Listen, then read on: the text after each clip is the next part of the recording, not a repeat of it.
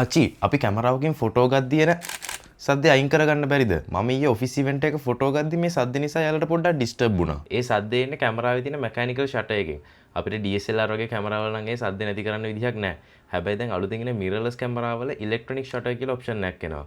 ඒක ඕන් කරාම අපිට පුළුවන් ෆෝන් එකෙන් ෆොටෝ ගන්නවා වගේ සද්ද නැතුව ෆොටෝ ගන්න. ඒ කොහොමද? ඒක කැමරා බ්‍රෑන්ඩ් එකෙන් බ්‍රෑන්ඩ් එකට තියෙන විදිහ වෙනස්.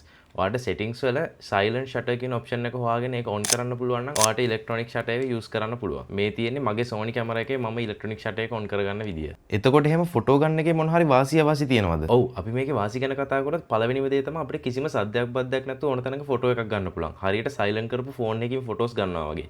ඊළඟ වාසිය තමයි මෙතනදී mechanical shutter එක use වෙන්නේ නැති හින්දා කැමරා එකේ ලයිෆ් ස්පෑන් එක පොඩ්ඩක් අපිට වැඩි කර ගන්න chance එකක් තියෙනවා. ඊළඟ තවත් වාසියක් තමයි අපි මේකෙන් ෆොටෝ ගද්දි mechanical shutter එක use වෙන්නේ නැති හින්දා කැමරා එකේ කිසිම vibration එකක් එන්නේ නැහැ. ඒත් අපි මේකේ අවාසි ගත්තොත් මෙහෙම electronic shutter එකෙන් photos ගද්දි rolling shutter කියන එක වෙන්න පුළුවන්. ඒ කියන්නේ ෆොටෝ එක පොඩ්ඩක් distort වෙනවා fast moving objects තියෙනවනම්. අනිත් එක තමයි ඔය artificial lights LED lights වගේ මොන හරි lights වලින් පොඩි banding issues එන්න පුළුවන්. එතකොට අපිට මේක wedding photography වලට wildlife photography වලට වගේම ඔයාට උනා වගේ office එකේ ඒ වගේ situation එක ෆොටෝ ගන්නත් මේ electronic shutter එක පාවිච්චි කරන්න පුළුවන්.